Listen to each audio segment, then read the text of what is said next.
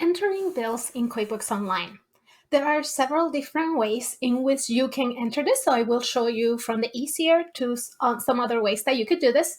This is using the QuickBooks Online sample company, and just know that QuickBooks and Intuit are constantly making changes to the product, so a few months from now, the screen may look slightly different. The easiest way to enter a bill is to click on the new button. This button is on the left-hand corner and it's available on almost every page in QuickBooks Online. And then when you click on it, you will get these columns. Please keep in mind that depending on when you signed up for QuickBooks Online and how your file is configured, you may have 3 columns instead of 4. It does not matter, the information is the same. It may be labeled something slightly different, so don't be surprised if the words are not the same in your screen. But in here in the vendors column, you will see a link for bill, and that will take you to the enter bill window. In there, you can select the vendor, or you can start typing the name, and you will be able to enter all of the information. I recommend that you always enter the bill number and that you are careful to enter the correct bill date, because this defaults to today's date, but your bill may have been generated last week or last month. You also have the option of attaching the actual copy of the bill here.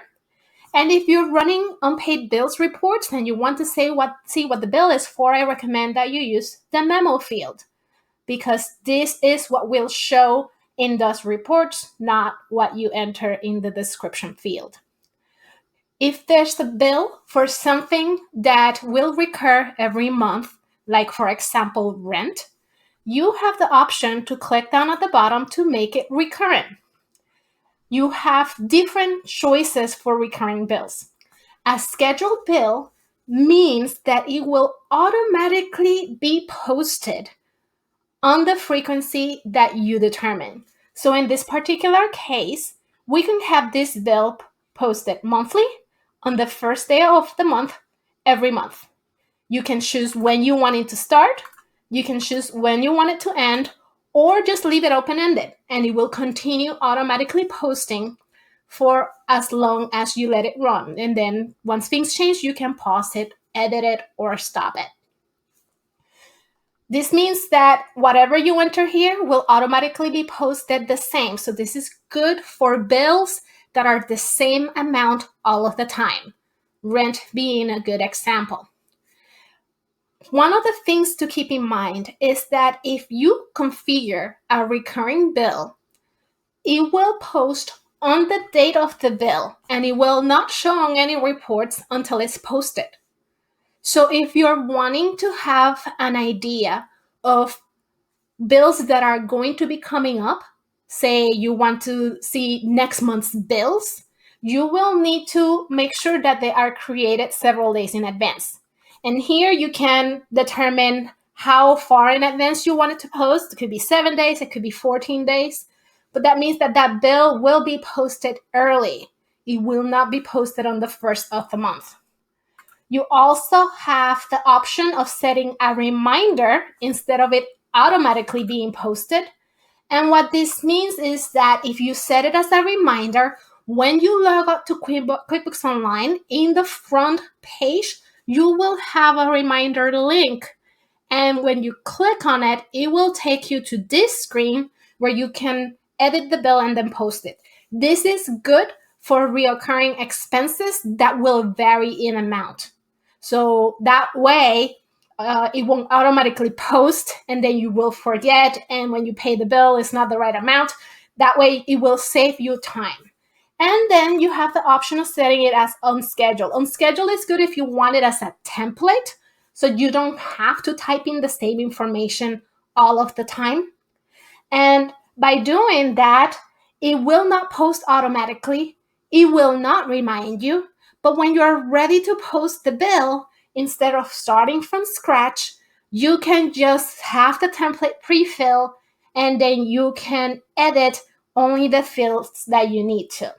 So if you were to do that, I'm just going to move this out of the way. If you were to do that, let me just get out and show you where you will find that. You will go into the gear icon. If you have any transactions that you save, you will just go to list, recurring transactions, and here you will have a list of any of the bills that you have saved. And this can also include any other transactions. You can save other types as well. So in this example, we have a telephone bill that is scheduled every month for this amount. You could, if it was a reminder or on schedule, it will be shown here. And then you have the option to edit it, to use it, to duplicate it, or delete it. So if you have something as unscheduled that is not going to post automatically, you will just click use. It will open up. You can make whatever changes you need, and then you can post it and save and close. Another way that you can enter bills is from the expenses section. Depending on your QuickBooks Online file, this may have a different name, but the concept is the same. So if you are in the expense section on the tab, you would just click New Transaction, Bill, and it will take you to that same screen so that you can do the entry. If you're in the Vendors tab, as you see here with the list of all of the vendors, you will have a create bill icon for any vendor that doesn't already have a bill. If you already have a bill for that, it will default to make payment, but if you click on the little arrow down, then you will have the create bill icon. So when you do it this way, that vendor's information will be pre-filled. So those are the most common ways of creating bills. I hope that this is helpful. If you have any questions or comments, I am only an email away.